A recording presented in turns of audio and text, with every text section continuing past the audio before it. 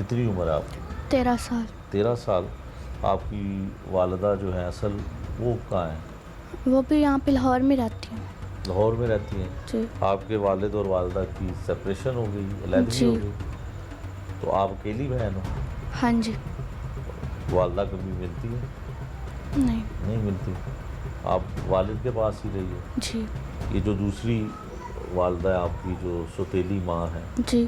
ये प्यार व्यार करती थी आपसे, आपका ख्याल रखती थी? हाँ जी, पहले रखती थी ख्याल वगैरह। अच्छा, फिर क्या हुआ? वालिद के साथ ये नाराज़ होकर क्यों गई? बस वैसे ही चली गई थी नाराज़ होकर। हैं? नाराज़ होकर चली गई थी पर बताया नहीं था। अच्छा। चोरी गई थी पापा से। अच्छा, तो बहन भाई भी आपके उनके पास हैं? जी। तो क्या हुआ, ज़रा बता सकोगी कुछ? जो बयान आपने पुलिस को दिया है, जी। क्या बयान दिया? अदालत में भी आपने बयान दिया है? जी। क्या बयान दिया था? मैंने यही कहा था कि मम्मा ने मुझे फ़ोन दिया हुआ था, बट एक और फ़ोन मुझे किया था तो मैं फिर उनके साथ चली गई। तो मुझे ननकाना गांव लेकर गए थे। वहाँ पे शकीला जो उनकी मम्मा की कज़न है उसका घर था, तो वहाँ पे जाकर मैंने ज़्यादती की थी। एक और वहाँ कितने दिन रही हो? मैं वहाँ पे 8 दिन रही हूँ। हैं? 8 दिन रही हूँ। 8 दिन रही हो। अच्छा, जी। फिर क्या हुआ? फिर उसके बाद लेके कौन यहाँ से गया था? मम्मा और शकीला और उसका भाई शहबाज। वो इधर आए थे? जी। तो वो अपने पापा को बताए बगैर आप गई थी? जी। अच्छा, फिर क्या हुआ? फिर वो लोग वहाँ पर लेकर गए थे मुझे, तो वहाँ पे जाके उन्होंने एक और लड़के को बुलाया था। रात को मम्मा लोगों ने फ़ोन किया तो फिर वो आया था, तो उसके बाद उसने अपने दोस्त को भी फ़ोन किया था, तो उसके बाद उन्होंने ज़्यादती की थी।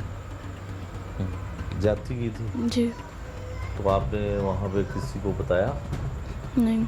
आपकी मामा को पता था कि ये हुआ है? वो जी। भी मौजूद थी वहाँ पे? जी। झूठ तो नहीं बोल रही? नहीं, मैं झूठ नहीं बोल रही, सच अच्छा। कह रही हूँ। जी। तो पहले भी आप एक दफ़ा अपनी माँ के साथ चली गई थी, जी। तब भी ऐसा कुछ हुआ था? नहीं, तब नहीं हुआ तब था। नहीं हुआ था। जी। अब हुआ है? हाँ जी।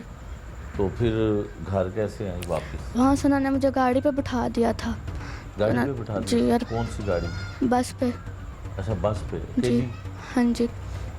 तो लाहौर कहाँ पहुँची थी? मैं लाहौर, वो कोई अड्डा था वहाँ से वहाँ पर आई, तो फिर वहाँ से रिक्शा वाले का अंकल को बताया था, तो फिर वो मैं वहाँ पे फूफो के घर आ गई थी। फूफो कहाँ रहती है? फूफो गुलशन रावी रहती हैं। अच्छा, उनके पास चली गई? जी। फिर क्या हुआ? फिर जाके मैंने फूफो को बताया था थोड़े दिनों 2-3 दिन बाद। 2-3 दिन बाद? जी। क्या बताया? कि ये सारा कुछ हुआ। फिर फूफो ने पापा को बताया था। अच्छा, तो फिर एफआईआर हुई? जी। आपका बयान लिया जी। इसने? मेडिकल भी हुआ? जी। मेडिकल में ये साबित हुआ जो आपने कहा? हाँ जी। तो पुलिस ने पर्चा क्यों खारिज कर दिया? ये नहीं पता कि क्यों किया, उनसे पैसे ले लिए इसी वजह से। अच्छा, उनके साथ मिली हुई है पुलिस भी। ठीक है।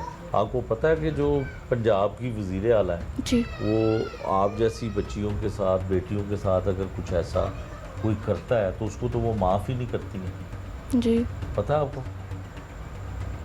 तो फिर कैसे ये हो गया कि वो ये एफआईआर क्यों खारिज होगी? पकड़े भी नहीं गए वो? जी, पापा ने काफ़ी उनको पैसे भी दिए थे, इसी वजह से रेड भी की थी, पर किसी को भी नहीं पकड़ा उन्होंने। ठीक है।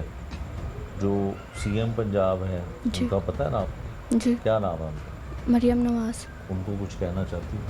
जी। बोलो इधर देखो। मैं यही कहना चाहती हूँ कि जो कुछ मेरे साथ हुआ है उसका इंसाफ दिलाए मुझे, और जो उनसे मुलजिम है उनको पकड़े।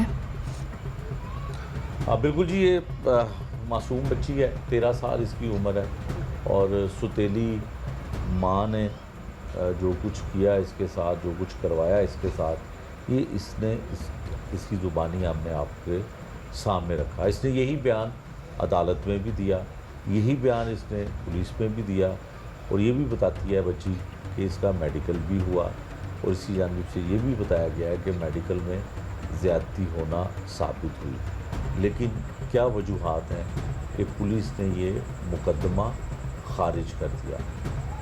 अब तब्दीली तफ्तीश के लिए मुकदमे के मुद्दई ने दरख्वास्त दी है। आने वाले वक्त में पता चलेगा कि कितनी जल्दी इस एफआईआर की तब्दीली तफ्तीश का बोर्ड बैठता है और उसमें यह अहम फैसला होता है। दीगर रिश्तेदार इस ख़ानदान के, इस मुतासरा बच्ची के रिश्तेदार क्या कहते हैं वो भी हम